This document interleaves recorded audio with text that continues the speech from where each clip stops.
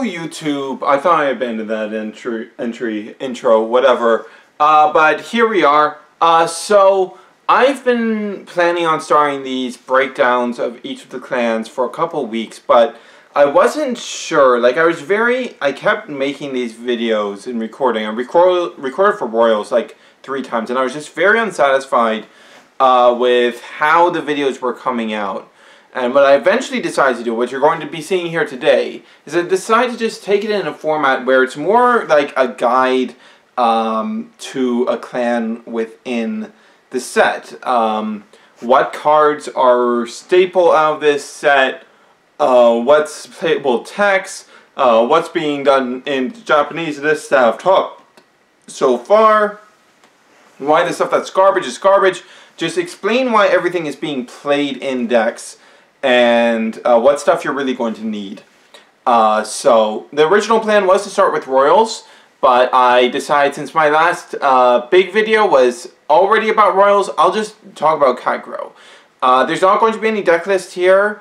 I'll post like some sample lists from Japan in the description below, but my own deck profile will be posted a bit after the set comes out in English in a bit over a week at this point.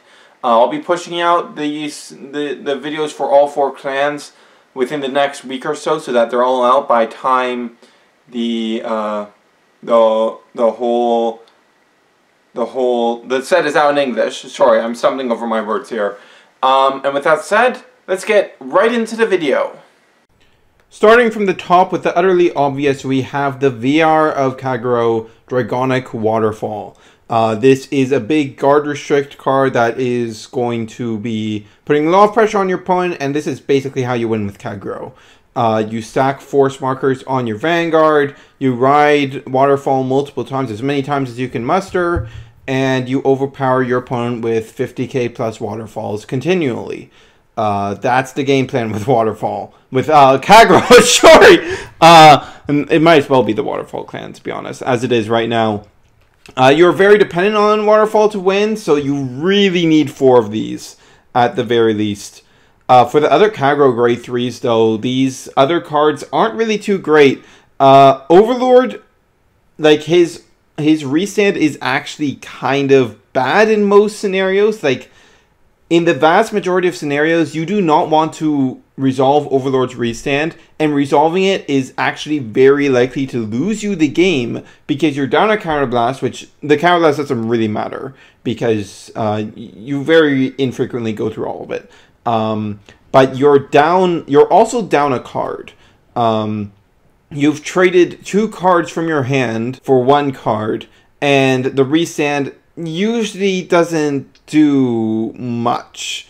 It doesn't really push your opponent in too much, and smart opponents won't be that terrified of a restand. Like, you won't be having situations where you go into a rear guard and your opponent is going to be so scared of the attack hitting that they'll guard it regardless. No, they'll just let that through. Like, it's not that big of a threat. So while Overlord is the top pick for your secondary grade 3, which I find mostly is because of its Soul Blast ability on rear, making it a really solid rear guard, getting really high power for no effort at all on rear. You only ride it really for its force marker, and you don't really do anything else with it. With that said, like, you could legitimately go with like Cruel Dragon because it's 18k on rear, and still gives you a force marker when you ride it.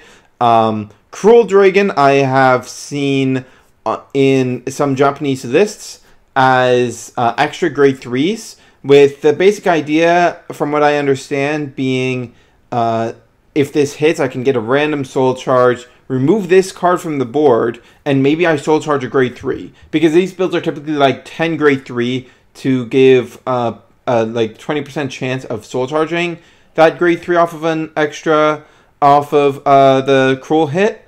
So, you know, that's a concept you could go for. Yeah, I'll link a list or 2 in the description that are run like that. But yeah, that's basically it for the grade 3s. Vortex exists And I actually really like Vortex, but lacking a gift is really bad, and his on Vanguard ability isn't too great. And unfortunately, having big power, like really big power, like Vortex can do on rear, isn't all that fantastic in Kagero, because it's giving your opponent more chances to, like, they're just going to take it anyways.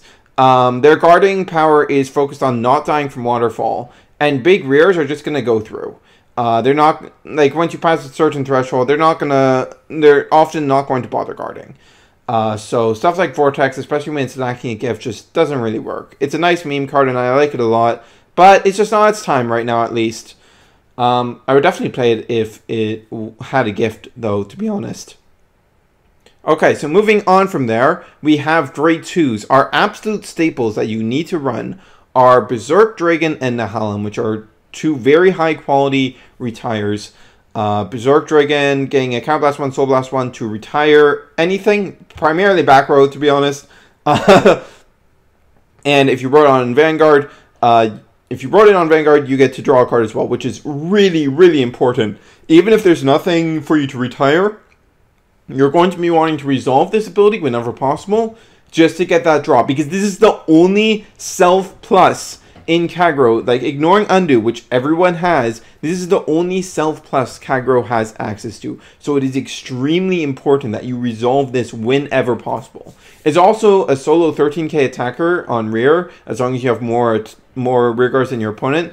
So that's pretty good. If you boost it with an ammo or something, that's going to be 3 stages. Pretty solid. That starts reaching the thresholds. Your opponent's just going to let it through, or it's going to eat a trigger off their hand.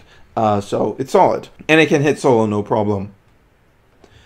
Nahalem also hits back rows. Like, anyone who was around for early Vanguard, pre-G Vanguard, before, like, retired decks just retired en masse and it didn't matter what you were able to hit. Anyone who's been around that long knows that the most valuable retires are always the back row, because the back row is always the hardest stuff to deal with. So threats back there, hitting them is extremely valuable, and Nahalem does this while getting plus 5k. So Nahalem is just really, really good. For your other grade 2 options, typically what you're going to go for is either Spillover or Dragon Armored Knight. Spillover just fills out your grade 2 lineup with more retire stuff, and it allows you to activate ammo after it's already boosted during an attack phase, which is really nice, to be honest. And it gives you some additional soul to play with Berserk Dragon or Bar and whatever, an Overlord as well. So that's really nice. The other option, Dragon Armored Knight. So that's really nice. And in addition to that, as we get more stuff, like, there's just certain types of decks that being able to remove your own things from the board is very valuable against, like the mirror match, because the less things you have on your board, the less things that they can potentially retire to power up their Myopia behind their waterfall, and therefore their waterfall is going to be smaller. And against Mega Colony in V-BT01, removing Spillover and also an ammo from your field allows you to pressure your opponent while also removing 1 or 2 cards from your field that they would be able to rest and give minus power and give plus power to Spark Hercules or whatever it's called. So yeah, that's really good. Spillover is real solid. Your other big option is Dragon Armored Knight. Now, this condition is, like, worse in basically every way compared to Joron and Promised Daughter and Iron Killer and all that stuff.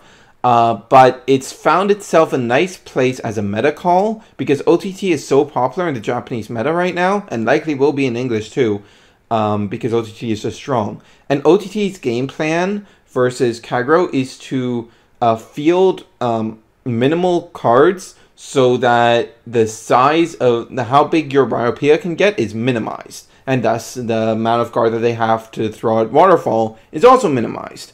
So they'll throw out any Promised Daughters they get, and other than that, they'll field minimal cards. So Dragon Armored Knight counters that strategy because it is now getting this plus 5k for free and getting to get some extra stages and stuff, and that's pretty solid.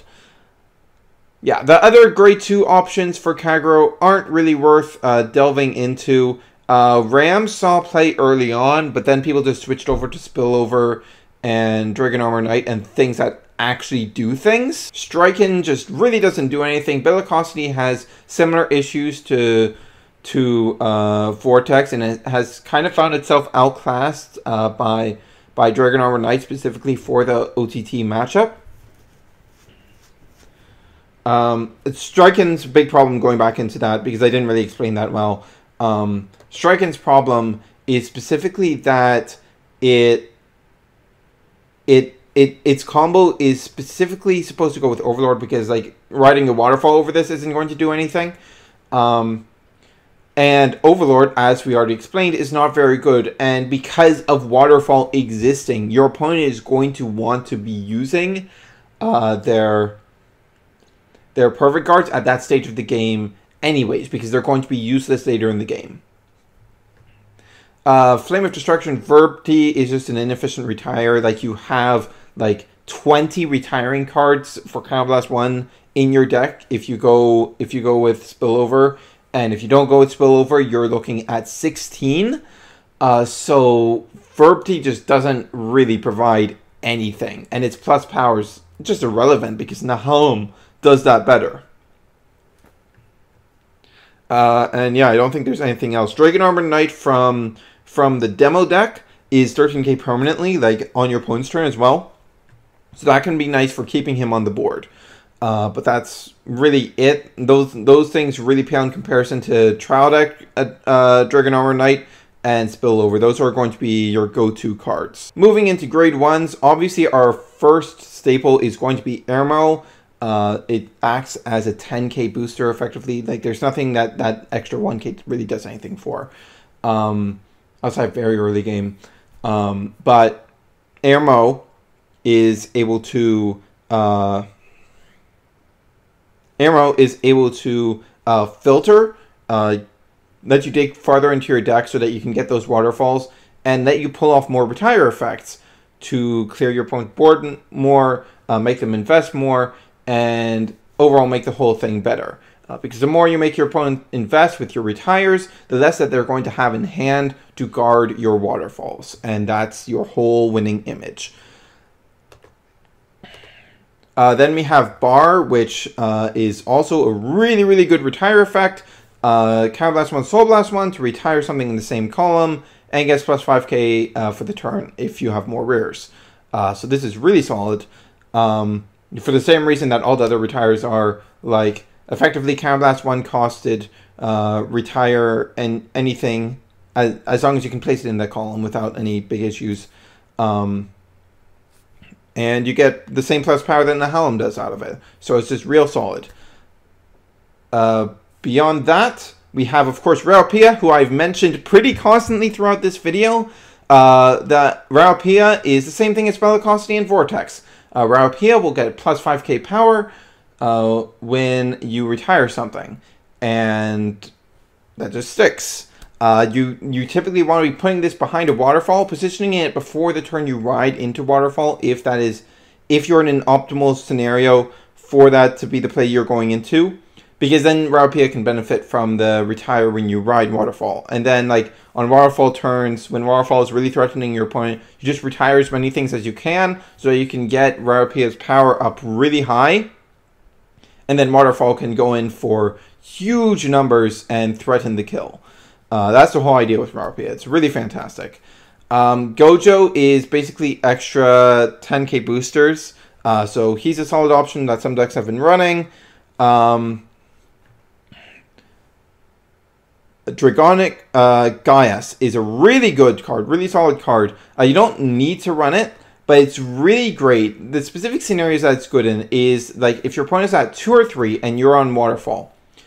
So with 8 crits, which is the maximum, and a lot of decks will actually be running draws, because you really need to see those waterfalls, like extra draws. So it might be less than 8, but with 8, with the most criticals that you can run right now in Standard, the chance of you hitting a critical trigger on your twin drive is only 30%, which means if your opponent is playing to their outs and they're like, okay, if I have to guard this waterfall right now, I'm going to lose the game because of how much that's costing me. So I think it's going to be better to risk it. And that risk is not that big of a risk because the odds are in their favor. They have a 70% chance of you not ripping that crit and them living and your first waterfall being wasted. And then easily guarding your other attacks because there's nothing really all that special about them and they're not going to be that big. What Gaius lets you do is it makes it so that when your opponent is at 3 damage, they are forced to guard. There's nothing that they can, like, if they do not guard this, they will die. And the loss of a stage or 2 is well worth this on an early waterfall because the multiple waterfall thing, ripping into your opponent's hand like that, comboed with retires, forcing your opponent to invest more. As I said, that's the whole game plan with Kagero. That's what makes you win. And making waterfall be effective is very, very important. It is also able to buff up rear guard grade 3s, which can be nice in certain scenarios, especially with Overlord specifically. And also if your opponent is at 2 damage, then they are put in the scenario where, well, if I take this, they can rip a crit and kill me. So yeah, Gaius' job is basically forcing your opponent to guard earlier waterfalls and making the overall game plan better. If you run it, you typically want to run 2 or 3. You don't want to run too many because, like, outside of this use, it's pretty vanilla, but it's a very good card and will win you games. If you're skeptical at all that your opponent will be at 2 or 3, keep in mind that in the early game, your opponent is going to be guarding as many things as they can to keep their damage low so that they can take a waterfall. And they're especially going to be perfect guarding your Vanguard attacks if possible because those perfect guards will be useless later in the game. So yes, Gaius can be very integral to Kagero doing its thing. What else? What other grade 1s are there to talk about? Burge is a kind of good retire option, but like if your opponent is playing with low rear guard counts to counter like OTT does, then its condition really sucks. But if you run this card, you can use it and then use its buff on the Vanguard booster so that waterfall is hitting for really high numbers. Basically the same reason you run Ryopia. Instigate Griffin is something that I would honestly run if it was easy to get it off. Like if Waterfall or Ryopia were Flame Dragon, if either of those were Flame Dragon, then I could see playing this honestly in a tech grade 1 slot and just using it to buff up Waterfall more. But unfortunately that's not the case, so this card is pretty useless, unfortunately. Dominance Dragon is just if you have more rears than your opponent, gets plus 5k, so swings 13 solo, which is very solid, especially for a deck that does not draw much like Kagero does. So yeah, its condition is pretty easy to achieve too, so you're not really going to have issues getting this off. I've seen a lot of decks, a lot of Japanese tops in the last couple weeks running 2 to 4 of these, and it's been getting more popular, so it's obviously had some success. So consider it. And Gabija is a similar card that gets plus 10k if your opponent's rear guard was retired during this turn. Unfortunately, when swinging solo, this hits the same numbers as Dominance Dragon, so Dominance Dragon is just typically a better card to run. And of course, with promos, we have Joka. Do keep in mind that Joka is misprinted horribly. Joka's effect is actually when it boosts attack that hits a Vanguard, you can Soul Blast 1 to return it to hand, which has some niche uses against like stuff like Mega Colony and the Mirror Match, but it's not worth Soul Blasting for, and it's not worth running a 7k booster, and it's just not very good overall. So I would not recommend running Joka. And then on to grade 0s. As I've already mentioned, I mentioned before that a lot of Kagero lists run 6 or even 8 draw because the linchpin of the deck is drawing into waterfall, and ideally multiple waterfall. You want to draw into as many waterfalls as you can, and your draw power is very, very limited in Kagero. So every bit of draw power you can add to that can be really valuable, and because of stuff like Gaius, you don't really hurt that much from losing the critical triggers. So honestly, I think with my build, I'll probably end up going the 4 crit, 8 draw, 4 heal route. But 8 crit, 4 draw, 4 heal is perfectly viable as well. Really, any trigger lineup you can pull off right now is perfectly viable with Kagero. There's nothing that's really bad right now. You just, of course, need those 4 draw PGs because they're way too good. Those are just better than... There's no reason to not run them in the current format. And Undo is, of course, an on-ride draw a thing. Yeah, there's not much to say here, really. The non-starter grade 0 thing, which is like a Gatling, but not a trigger, is obviously not worth running, especially since we don't have Forerunners running around anymore. Thanks for watching. If you'd like to see other content, I haven't really been advertising it because I don't really feel comfortable like advertising stuff that's just stock, just not very high effort content. But I have been doing a news coverage, and I think I've had some interesting things to say about the cards that have been coming out of EB01, so you can feel free to check those out. And if you enjoyed this video and want to see what I have to say about the other clans, want some guidance on them, be sure to subscribe to see those videos in the coming days. Once the set launches, I am planning on doing daily content with match videos and stuff in there, and yeah, I hope you'll subscribe. And I can provide you some Vanguard content. That sounded awful, to be honest. Okay, we're gone. Bye.